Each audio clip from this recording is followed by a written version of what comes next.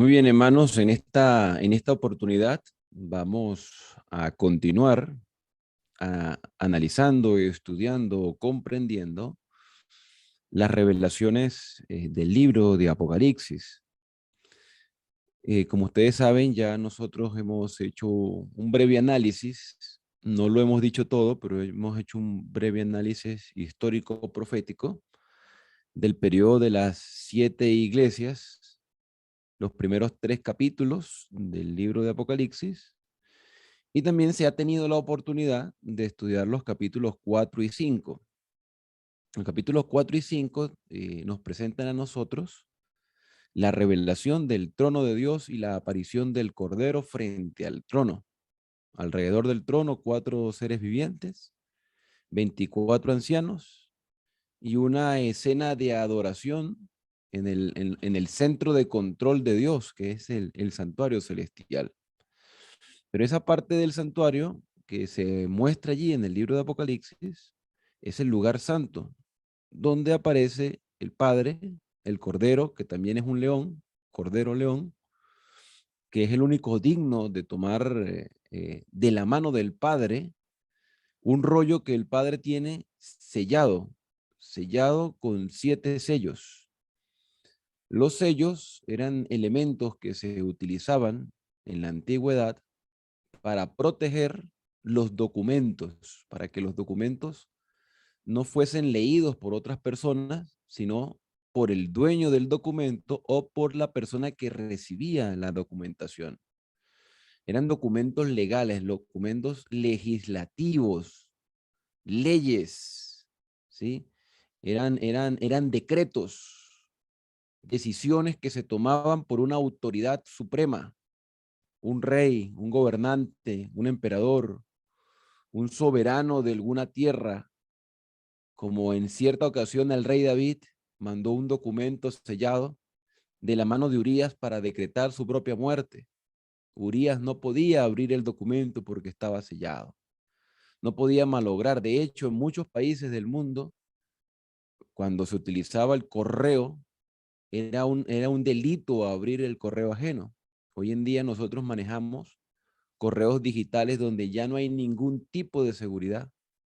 Pero en la antigüedad, los correos o las cartas, las documentaciones venían selladas y estos sellos eran utilizados con vela, con cera de vela o con arcilla y tenían el sello real que venía del anillo de quienes pedía la documentación. Incluso una persona común que tuviese algún tipo de responsabilidad o que tuviera algún tipo de posesiones materiales que le daba cierta autoridad, ya sea un ganadero, un empresario, un comerciante, tenía su anillo propio, porque no solamente eran los reyes, sino también los comerciantes tenían sus anillos y sus sellos. Estos sellos fueron evolucionando con el paso del tiempo, pero hay un mensaje central en la aparición de los sellos, y es el hecho de que Dios nos proporciona en medio del conflicto, porque recordemos que uno de los propósitos o el propósito del libro de Apocalipsis es revelarnos a nosotros el desarrollo y el fin del conflicto cósmico entre Cristo y Satanás. En medio de este conflicto, el remanente de Dios debe tomar decisiones, debe tomar una actitud y una posición en medio de este conflicto, ya sea a favor o en contra de Cristo, como hemos estado estudiando en la lección de esta semana de la escuela sabática, donde se nos presenta a nosotros simplemente 2 opciones: o estamos con Cristo o estamos en contra de Cristo, o estamos en la vida o rechazamos la vida y aceptamos entonces el resultado final del pecado, que es la muerte. Entonces, los sellos le garantizan al pueblo de Dios la seguridad y la protección, porque el sello protegía una información. Y Cristo era el único, o en este caso, el Cordero León, era el único que tenía la autoridad y tenía la dignidad de tomar el libro de la mano del Padre para aperturar los sellos. No había nadie en el mundo, nadie, que fuera digno de abrir ni siquiera de mirarlo. Entonces, la información que aparece dentro de ese documento que está en la mano del Padre, nadie la sabe, nadie la conoce, o por lo menos nadie la conocía hasta que Cristo, o nadie la ha de conocer hasta que Cristo no aperture los sellos. Y dice Juan que él lloraba mucho porque no había nadie digno, pero un ángel le dijo a Juan, no llores, porque el león de la tribu de Judá es digno para tomar el libro y abrir su sello. Y cuando Juan voltea para ver el león, no hay león, sino que hay un cordero como inmolado, haciendo alusión al sacrificio que Cristo hizo en nuestro favor, porque fue el único digno de pagar el precio del pecado y conocer lo profundo de los secretos del Padre. Por eso Cristo decía, yo y el Padre uno somos, pero el Señor se había despojado voluntariamente de su divinidad para convertirse en humano, aun cuando continuaba siendo Dios, no utilizaba su poder divino para su propio beneficio, sino para reflejar el carácter del Padre a través de una conducta íntegra. Entonces, Cristo venció donde el ser humano se equivocó, donde erró, donde el ser humano falló, y por eso Cristo es el único digno en medio de esa asamblea universal, en medio de esa asamblea universal donde hay 4 seres vivientes llenos de ojos por todos lados. Esos ojos están hablando de que estos seres vivientes son testigos de toda la obra que el Padre hace, porque ellos están alrededor del trono y tienen ciertas características: león, becerro, cara de hombre, tiene una águila volando. Entonces, estos 4 seres vivientes están mostrando el ministerio de Cristo aquí en la tierra, lo que Cristo hizo, el león de la tribu de Judá, el siervo sufriente, como un becerro que es sacrificado. Ustedes saben que los becerros se sacrificaban en el santuario porque eran los animales que llevaba la realeza. No era un ciudadano común, no era un campesino, no era un comerciante, era un príncipe, un rey, el que cuando llevaba un sacrificio al santuario, era un becerro, porque tenía la posibilidad económica de llevar un animal mayor, y su pecado era mayor por la responsabilidad que tenía. Y Cristo no cometió pecado, pero fue sacrificado. A pesar de ser el rey del universo, fue sacrificado, y por eso alrededor del trono hay 4 seres vivientes con características que reflejan el ministerio de Cristo. Cuando Pilato le dice a todas las personas que estaban allí en el pretorio, allí alrededor, decía, he aquí el hombre. Entonces Cristo vino como hombre, por eso aparece el rostro de hombre alrededor del santuario. Y el águila volando muestra también su omnipresencia, porque el águila lo puede ver todo, puede estar en cualquier parte, porque ella puede volar lo más alto. Entonces ahí vemos nosotros que Cristo, siendo Dios, se hace hombre, se sacrifica como un cordero, como un becerro, pero Él es el rey, el león de la tribu de Judá. Hay quienes dicen que estos cuatro características del ministerio de Cristo también se reflejan en los 4 evangelios, por el hecho de que cada evangelista muestra a Cristo desde un enfoque diferente en cada uno de los evangelios, ya sea como ley, como rey, como siervo, como hombre o como Dios. En este caso, la representación del águila hace ver la omnipresencia o la omnisapiencia de Dios al subir las águilas a la altura. Todos son imágenes representativas. Y después vemos a los 24 ancianos, el número 24, que también tiene una simbología interesante, porque puede ser un número representativo. Entonces, antes de abrir los sellos, y como yo sé que ustedes ya han estudiado los capítulos 4 y 5 del libro Apocalipsis, yo simplemente quiero hacer una mención con respecto a los 24 ancianos. Los 24 ancianos, que me parece interesante. Acompáñenme por favor allí al capítulo 5 del libro de Apocalipsis, y vamos a ver alguna mención que hace acerca de los 24 ancianos. Vamos entonces a leer el versículo 7 en adelante. 7 en adelante. Bueno, los versículos anteriores dicen que el cordero tiene 7 cuernos. Los 7 cuernos hacen mención a el poder perfecto de Dios, el todopoderoso. El cuerno representa poder, y esto lo vamos a ver nosotros en diferentes partes del libro de Apocalipsis acerca de los cuernos. Vamos a ver un dragón con 10 cuernos. Entonces los cuernos representan poder y el número 7 es perfección, o sea, muestra el perfecto poder, lo todopoderoso que es el Cordero. También tiene 7 ojos, que quiere hacer referencia a su omnipresencia, que omnisapiencia también, que él lo sabe todo, lo ve todo. Vamos al versículo 7.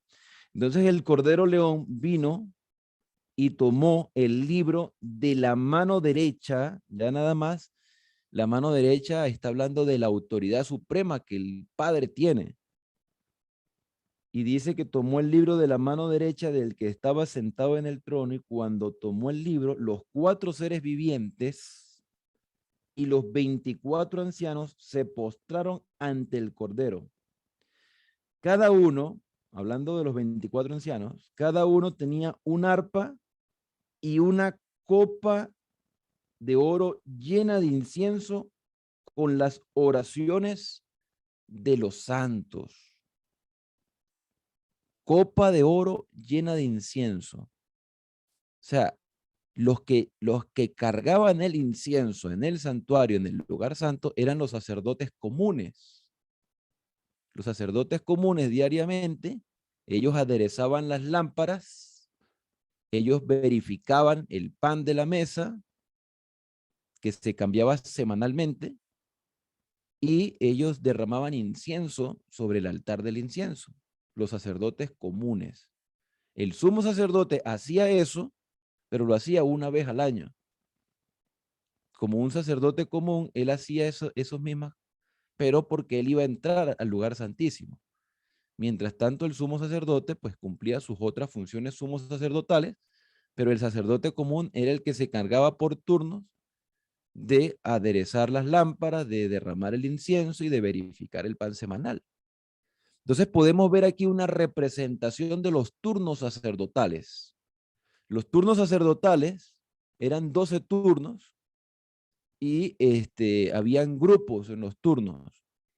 Entonces podemos ver aquí los 24 ancianos cumpliendo funciones sacerdotales, no sumos sacerdotales, sino sacerdotales, porque ellos también forman parte del ministerio del santuario. Entonces estos personajes que están allí, pareciera ser que son sacerdotes, pareciera.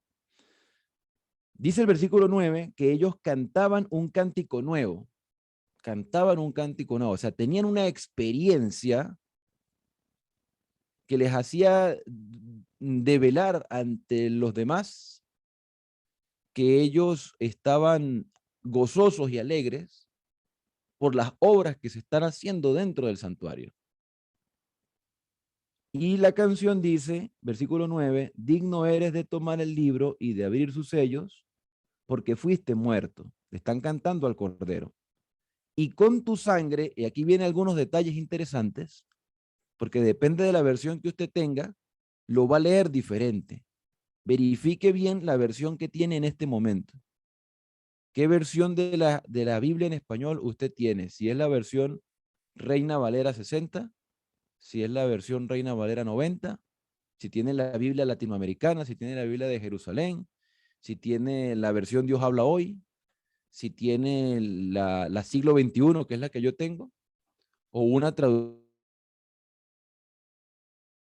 la versión del lenguaje actual, pero hay hermanos que tienen esa versión. Pero la versión que yo tengo dice de la siguiente manera: digno eres de tomar el libro y de abrir los sellos, porque fuiste muerto y con tu sangre compraste. Tercera persona, compraste. Otras versiones dicen, has comprado o nos compraste o nos redimiste, ¿sí? Verifique bien la versión que usted tiene, porque eso puede cambiar la perspectiva de la lectura. La mía dice, con tu sangre compraste para Dios gente de toda raza, de toda lengua, pueblo y nación. Está en tercera persona. Otras versiones están en primera persona. Nos compraste. No sé si alguno de los que está aquí en la sala tiene una versión que lo diga diferente y nos los pueda compartir. Pero la mía dice, con tu sangre compraste para Dios gente de toda raza, de lengua, pueblo y nación. Y de ellos, tercera persona, hiciste un reino de sacerdotes para servir a nuestro Dios y reinarán sobre la tierra. ¿Cuál es la diferencia en que esté en primera persona y que esté en tercera persona? Que el que está en tercera persona está hablando de una acción que el Cordero hizo en favor de un grupo que está distanciado de este grupo. Está distanciado. Aunque esa distancia no hace que ellos sean indiferentes a lo que el Cordero está haciendo por ese grupo de personas. Porque ellos están preocupados por ese grupo de personas. Porque ellos están intercediendo también por esas personas, porque dice el versículo 8 que ellos tienen incienso, que son las oraciones de los santos. Entonces, son dos grupos diferentes. Los que están alrededor del trono, los 24 ancianos, y los que fueron redimidos con la sangre del Cordero. Ahora, si estuviese en primera persona, como lo dice la versión Reina Valera 60, que es la traducción popular que utilizan muchos cristianos en el mundo de habla hispana, la versión Reina Valera 60 está en primera persona y eso implica de que ellos fueron redimidos, esos que están alrededor del trono fueron redimidos, y es como que si ellos hubiesen formado parte del grupo terrenal y ese grupo terrenal ascendió a la presencia del Padre. Ahora, ¿cuál es la versión correcta? Recordemos nosotros que las versiones van de acuerdo al que interpreta el texto original. Quien interpreta el griego, en este caso el Apocalipsis, va a ser una traducción de acuerdo a la interpretación o del análisis que haya hecho de la versión. Entonces, si utilizamos la Reina Valera 60, que nos presenta a nosotros en primera persona, que dice, nos redimiste y nos libraste y nos compraste, podemos decir que pueden ser las primicias que Cristo llevó cuando ascendió al Padre en su ascensión. Cuando Él asciende, Él se lleva unas primicias. Y puede ser que sean estas las primicias. Si está en tercera persona, podemos llegar a la conclusión de que puedan ser habitantes de otros mundos, porque Dios tiene otros mundos, tiene otras creaciones, y sean representantes. Las dos argumentos tienen su base. La base de las primicias es que cuando Cristo resucitó, se abrieron las tumbas y personas resucitaron, y esas personas se cree que subieron con Cristo a la patria celestial como primicias. Y hay quienes piensan, recuerda que les estoy presentando yo posiciones de personas que ya han hecho análisis, ya han hecho estudios y han escrito libros o han hecho exposiciones acerca de los temas proféticos. No es nuestra tarea nosotros investigar un poco más acerca del asunto, pero yo les presento a ustedes las herramientas y lo que otros han estudiado para que nosotros, dirigidos por el Espíritu Santo, el Señor nos encamine a conocer cuál es la posición correcta o qué es lo que realmente es importante dentro del texto. Hay quienes dicen que el profeta Daniel u otros personajes del Antiguo Testamento pudieron formar parte de esas primicias, porque merecían, eran dignos de llevar a la presencia del Padre. Pero son simplemente suposiciones. Ahora, si nosotros llegamos a pensar que son seres de otros mundos, también hay una posición sólida, y es el libro de Job. Porque en el libro de Job, en el capítulo 1, nosotros vamos a darnos cuenta que el Señor hace asambleas celestiales. Y en esas asambleas celestiales, Él tiene allí una reunión con seres que se cree que son representantes de otras creaciones que no cometieron pecado, porque en el libro de Job, cuando se reúne la asamblea celestial, Satanás se presenta en la asamblea y el Señor le pregunta, ¿qué haces aquí? Y él le dice, vengo de rodear la tierra y de andar por ella, vengo de mis dominios. Y parafraseando las palabras del Señor, el Señor le dice más o menos algo así como, ¿cómo que tus dominios? ¿No has visto a mi siervo Job? Hombre recto, intachable, temeroso de Dios y apartado del mal. Si esos son tus dominios, recuerde que estoy parafraseando, si esos son tus dominios, ¿Por qué yo tengo un siervo que me reverencia? ¿Por qué yo tengo un hombre intachable, íntegro y temeroso de mi nombre y que se aparta del mal? Si tú tienes el control de la tierra como aseveras tenerlo, porque se lo quitaste a Adán, porque usurpaste ese lugar, porque el que tenía que subir aquí era Adán como representante de la tierra. Si tú dices ser el representante de la tierra, ¿por qué yo tengo un hombre fiel allá? Y empieza entonces el desarrollo de una conversación conflictiva. Claro, porque es que ese hombre te obedece, te reverencia, porque tú lo tienes sobreprotegido. Mire hacia donde los quiero enfocar, hermano. Satanás le reclama a Dios porque Job tiene la protección divina. Ese es el reclamo de Satanás. Como tú lo estás protegiendo, como tú lo estás cuidando, como tú lo estás prosperando, ese hombre te reverencia. Pero quítale todo lo que tienes para ver si no blasfema en tu misma cara. Eso es lo mismo que aparece en Apocalipsis, capítulo 4, 5, 6, hasta el capítulo 8, versículo 1 en los 7 sellos. Porque el pueblo de Dios va a sufrir terribles persecuciones en la historia, o sufrió, y para nosotros, hoy es historia. El pueblo de Dios sufrió terribles persecuciones. El pueblo de Dios sufrió terriblemente por creer que Cristo es Dios, por creer que Cristo era el cumplimiento de la profecía que durante tantos años se había proclamado, por creer que Cristo había ascendido a la presencia del Padre y vendría otra vez en gloria y majestad. Y esa fue la razón por el cual muchos cristianos fueron maltratados, perseguidos, y ellos eran fieles al Señor, a pesar de que los lanzaban a los leones, a pesar de que los crucificaban, a pesar que les maltrataban a sus hijos. Y esos periodos de persecuciones no solo fueron implementados por los romanos en el periodo de la iglesia de Esmirna, que es el mismo periodo cuando se apertura el segundo sello, que aparece. No es que sale el jinete del caballo, no es que sale del rollo. Cuando el Señor está abriendo los sellos para que la información que está dentro la información que está dentro del documento sellado salga a la luz, entonces aparecen elementos, hay reacciones.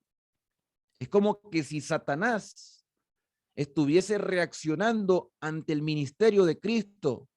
Por eso es que el apóstol Pedro decía claramente que Satanás es como un león rugiente que anda buscando a quien devorar porque sabe que le queda poco tiempo.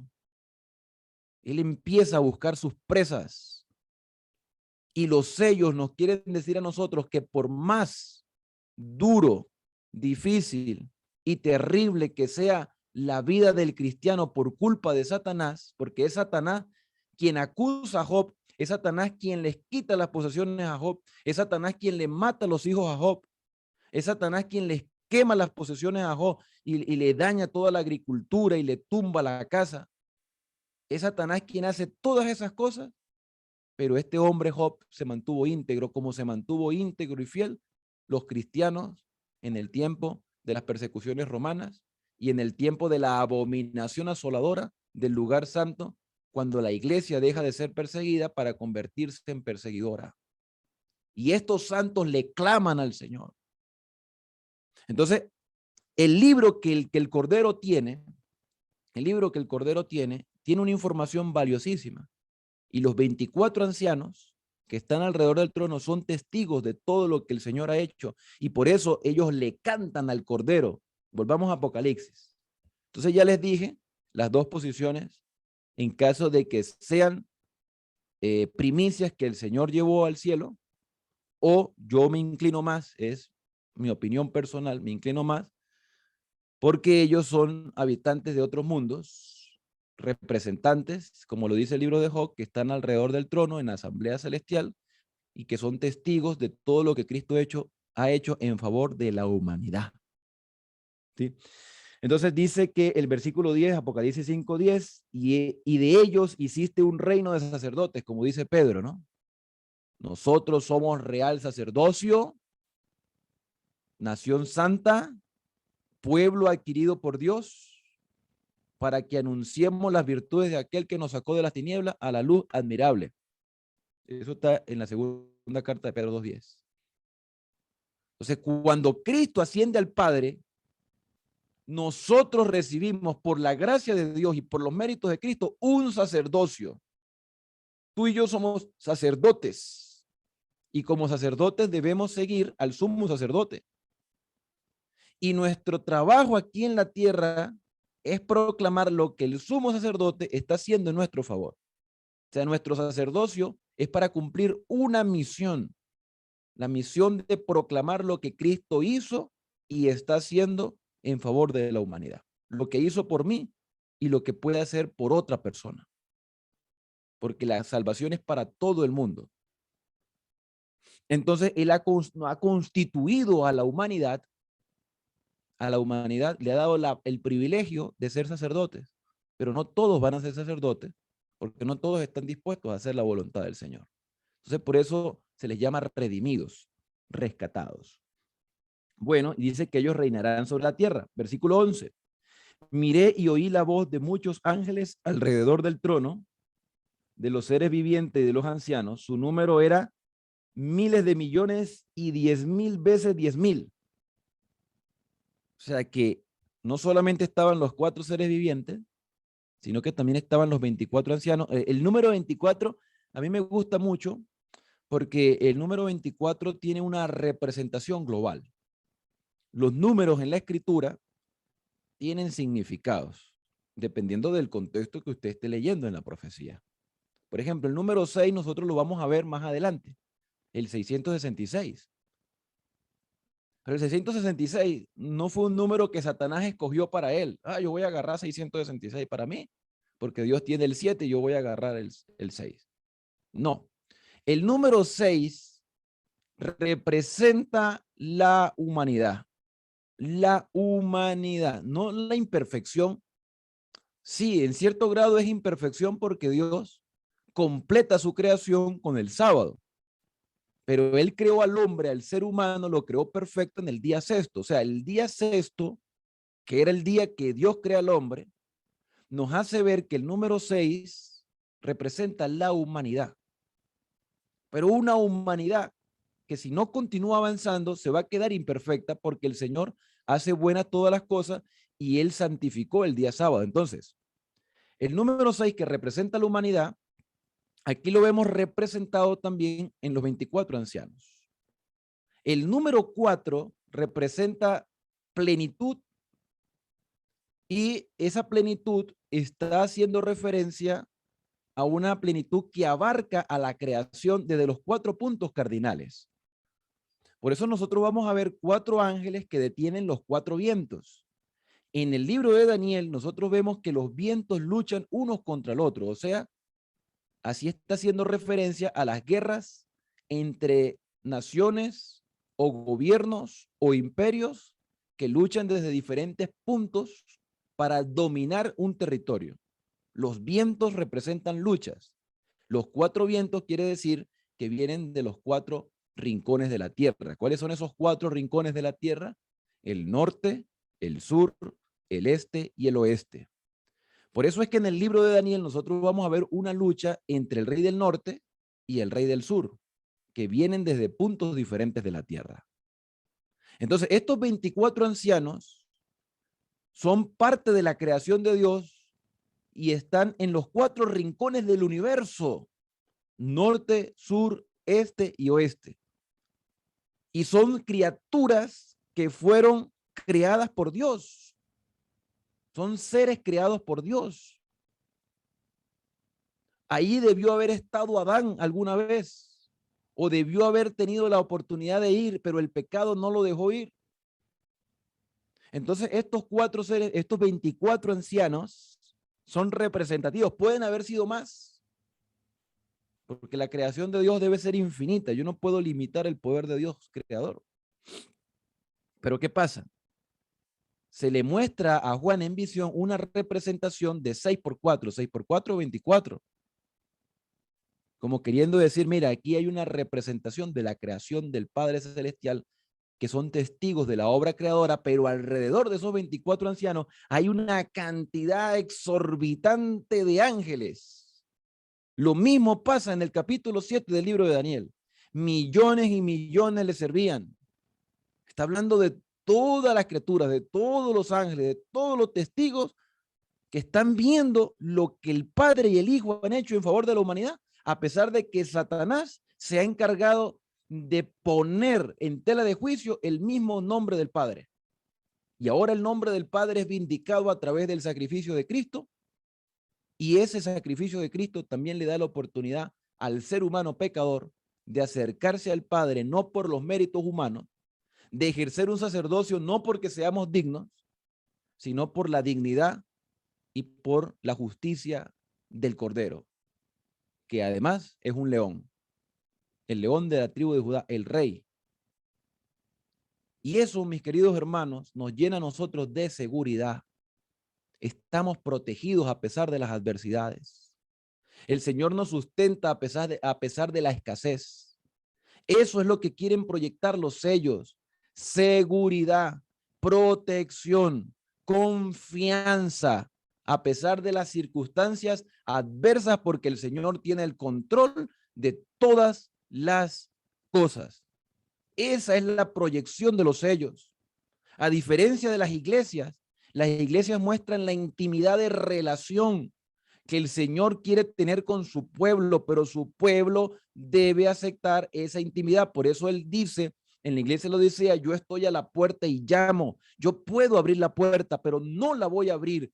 Te estoy dando la oportunidad que tú la abras, y si tú escuchas mi voz y tú abres la puerta, entonces vamos a tener una intimidad.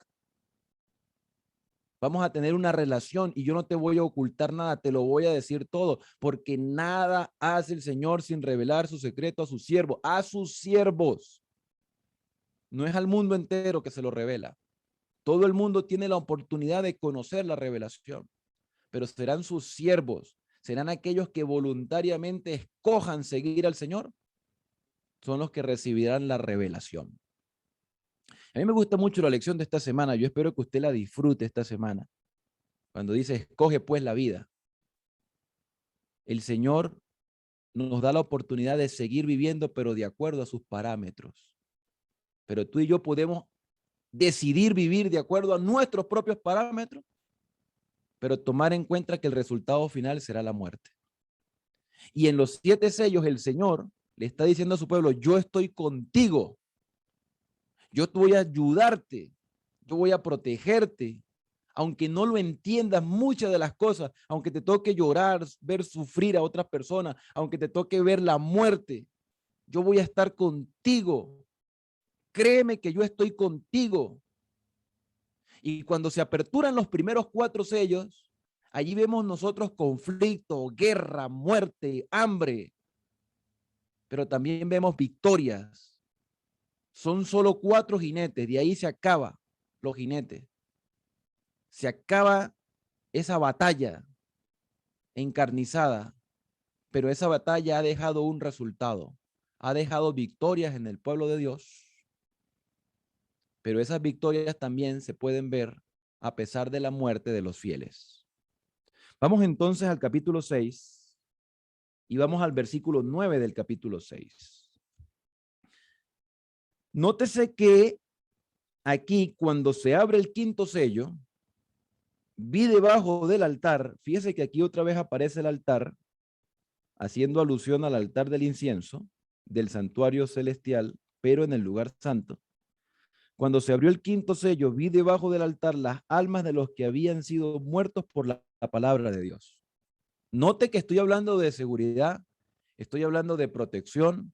El Señor le garantiza a su pueblo que está protegido. Pero estos siervos del Señor experimentaron la muerte. Y no fue cualquier muerte de que estaban en su cama y se pusieron viejitos y de repente su cuerpo se debilitó, se marchitó, su corazón se paralizó, sus ojos se nublaron. No, esta gente murió como que si fueran los peores criminales que había en este mundo. Y dice que ellos le claman al Señor. Ellos le claman. Ellos habían muerto por causa de la palabra de Dios y por causa del testimonio que habían dado. Ellos murieron por lo que creían. Ellos murieron por lo que vivían, por sus convicciones. Y nosotros vamos ahora al tiempo actual y nos damos cuenta que no hay convicciones. No hay convicciones. Nosotros no somos capaces de morir por lo que creemos. ¿Y cómo lo vemos? Pues échele un vistazo a cualquier iglesia que usted asista. Llámese adventista o de cualquier religión, no hay convicciones. Cualquier problemita que haya dentro de la iglesia, una confusión, una mala palabra, un mal gesto, una mala acción, una mala decisión, es la excusa perfecta para irnos. Como que si nuestra salvación dependiera de otras personas. Como que si la salvación estuviera en la estructura eclesiástica. Hay gente que depende de la estructura eclesiástica y hay gente que depende de lo que hacen otras personas, y cuando las personas cometen un error, o cuando un líder comete un error, o cuando un pastor comete un error, y se van de la iglesia. Como que si esto fuera un club de entretenimiento. Ay, yo no quiero ser más miembro y me voy. No hemos entendido que el cristianismo es un estilo de vida, de relación diaria con Cristo. Y la historia nos dice que hay personas que han muerto, que se han sacrificado, que han visto morir a sus hijos. Con el dolor de su alma le ha tocado que ver perder todo lo que tenían por causa de la palabra de Dios y por el testimonio que habían dado. Hoy en día a nadie lo persiguen por ser cristiano. Y estas personas fueron perseguidos por su propia iglesia, la misma iglesia donde ellos se congregaban, la misma iglesia que ellos creyeron que era el centro educativo para conocer la voluntad de Dios. La misma iglesia los perseguía y ellos se mantenían fieles. ¿Se acuerdan de Martín Lutero? Martín Lutero decía: yo no puedo ni quiero retractarme. Y él amaba a su iglesia. Martín Lutero nunca pensó instituir una nueva denominación. Martín Lutero quería era cambiar la iglesia desde adentro, que la iglesia fuera reformada desde adentro. La razón por la cual Martín Lutero no murió como murieron otros como Juan Hus era porque ya se llevaban 200 años de reforma elaborándose poco a poco, y él fue el que dio una estocada dentro de su iglesia para que la iglesia cambiase. Y nosotros, en vez de reformar la iglesia, ¿qué hacemos? Vamos y nos vamos, hacemos nuestra propia iglesia por allí, nos vamos y montamos nuestros propios movimientos. Tiene que haber una reforma. Por eso es que Dios primero muestra las 7 iglesias para que veamos cómo Él ha dirigido a su iglesia en la historia, y cuando entramos a los sellos, Él nos dice: mira, por más difícil que sea, mantente fiel, como Job, que lo perdió todo y se mantuvo fiel. Oye, qué rápido pasa el tiempo. Vamos a darle. Vamos a continuar porque se nos está acabando el tiempo. Entonces, versículo 10. Ellos clamaban a gran voz. Estas personas que han muerto, ustedes saben que los muertos nada saben. Estamos hablando aquí de una representación. Estamos hablando de una figura, de una muestra del sufrimiento de los fieles, que a pesar de que están muertos, Dios lleva un registro celestial de sus clamores. Como Abel, cuando Abel murió, Dios le dice a Caín: ¿dónde está tu hermano? Yo no sé. ¿Soy yo acaso guarda de mi hermano? Dice: la sangre de tu hermano Abel clama a mí desde la tierra. No es que Abel esté literalmente clamando. Es que mientras Abel moría por su fidelidad, porque él sí hizo la voluntad del Señor, llevando un cordero al sacrificio, no llevando fruta, porque parece que Caín era vegetariano. ¿Sí? Algunos pensamos que porque somos vegetarianos nos vamos a salvar por ser vegetarianos. Eso no es así. Tenemos que cambiar nuestra alimentación, por supuesto, hay que hacerlo ya, pero no para salvarme, porque la salvación no es por mis méritos, es por los méritos de Cristo. Bien claro lo dejó el capítulo 4 y 5 de Apocalipsis. La razón por el cual la tierra ha recibido las bendiciones del Padre es por los méritos de Cristo, no por los méritos de los seres humanos. Y la actitud del remanente de ser fiel lo hace como una muestra de agradecimiento, de fidelidad y de amor por aquel que lo hizo todo por nosotros. Y el Señor no pasa por alto el sacrificio de sus hijos, pero todo es por los méritos y la gracia de Cristo y por la obra del Espíritu. Entonces dice acá que ellos le clamaban al Señor, le claman a gran voz, le gritan al Señor. Los registros están allí. Y estos registros dicen, ¿hasta cuándo, Señor? ¿Hasta cuándo? ¿Hasta cuándo? La misma expresión que aparece en el libro de Daniel, capítulo 8, versículo 14. ¿Hasta cuándo? ¿Hasta cuándo durará la prevaricación? ¿Hasta cuándo durará el pisoteo del santuario? ¿Hasta cuándo durará el sacrificio? ¿Hasta cuándo? Y el ángel le dice a Daniel, hasta las 2300 tardes y mañanas.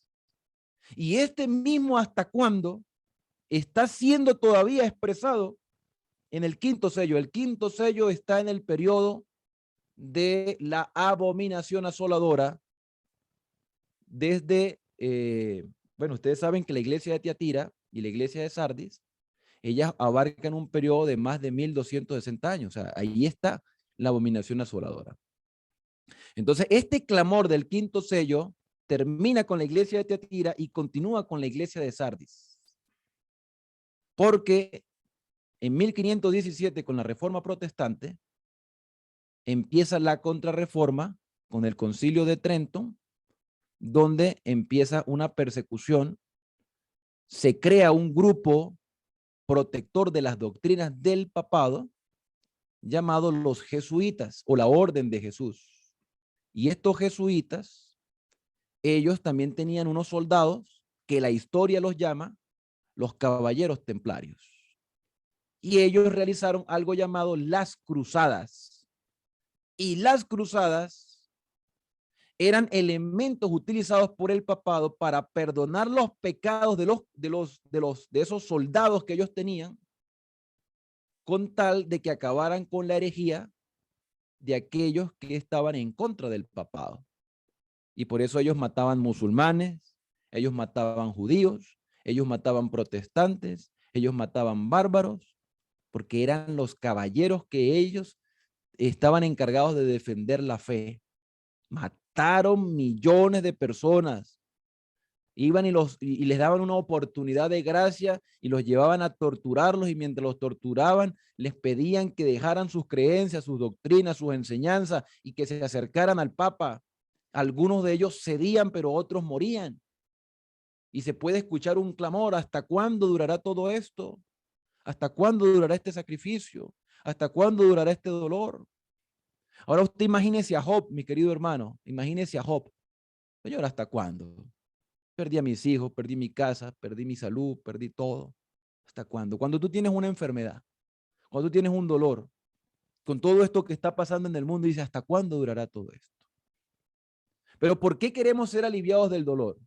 ¿Por qué? ¿Para seguir en nuestro mismo estilo de vida como antes? ¿O porque queremos realmente que el Señor venga y nos lleve a la patria celestial y ya no tengamos que estar nosotros viviendo en este mundo de sufrimiento? Siempre vamos a ver sufrimiento en este mundo, porque estamos en un conflicto. Pero lo que más me llama la atención, y con esto quiero terminar, es la respuesta que el Señor le da a la pregunta de estas almas que claman, que sus registros están allí intachables, que expresaron su dolor en vida y que hoy, simbólicamente, sus registros nos muestran a nosotros el clamor y el dolor que puede ser el mismo dolor y clamor que puedan tener muchos cristianos el día de hoy. Termino con lo que dice el versículo 10 y 11. ¿Hasta cuándo, Señor santo y verdadero, no juzgas y vengas nuestra sangre de los que moran en la tierra? Versículo 11, el Señor le responde. Entonces se le dieron a cada uno vestidos blancos y se le dijo que descansaran un poco más de tiempo, hasta que se completara el número de sus consiervos y sus hermanos, que también habían de ser muertos como ellos. ¿Sí se dan cuenta? Estas personas ya ganaron su salvación, no por sus obras, sino por su fe. Y su fe los llevó a obrar al punto de morir por su fe. Y ellos le preguntan al Señor, ¿hasta cuándo seguiremos nosotros viendo el sufrimiento de los que están a nuestro alrededor?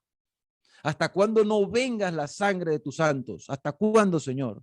Y él le dice, tranquilos, ustedes ya están listos. Aquí tienen sus vestiduras, pero descansen allí, quédense tranquilos, porque todavía hay algún grupo de personas que van a tener que tener la misma experiencia que ustedes han tenido como mis siervos. Hay que completar el número. Mis queridos hermanos, para el tiempo del fin, nosotros no seremos perseguidos por ser cristianos. Nosotros seremos maltratados, ofendidos, rechazados por nuestras propias congregaciones, por querer mostrar al mundo y por querer reformar nuestra iglesia desde adentro, confiando en las revelaciones que el Señor nos ha dado a través del espíritu de profecía. Para nosotros, para este tiempo, seremos ofendidos, maltratados, rechazados, por causa no de ser cristianos, sino por causa de llevar a la práctica lo que el Señor ha revelado a través de sus siervos, los profetas.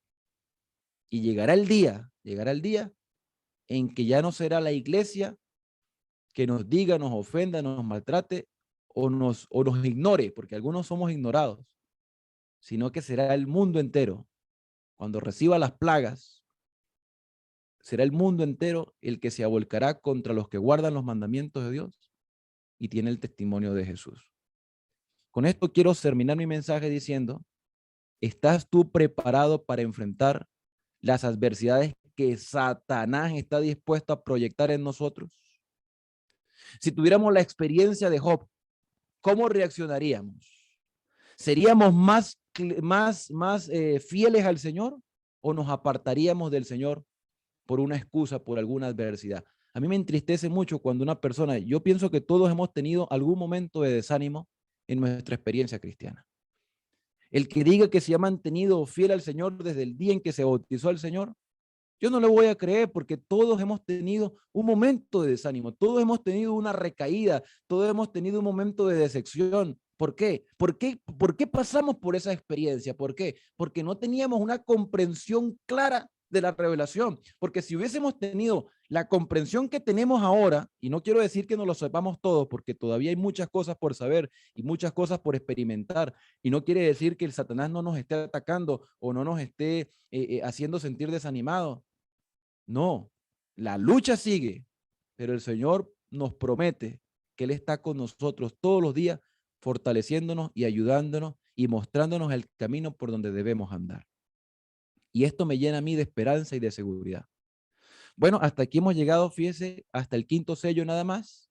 Mañana, si Dios nos da la oportunidad, vamos a aperturar o vamos a ver la apertura del sexto sello, porque el documento que tiene el Cordero es importante y necesitamos saber qué información hay dentro de ese rollo, pero solo lo vamos a saber porque Cristo nos lo ha revelado. Pero entonces vamos a ir paso a paso y llegaremos hasta el sexto sello. Bueno, hermanos, que Dios les bendiga y espero que este mensaje haya sido de fortaleza para su vida.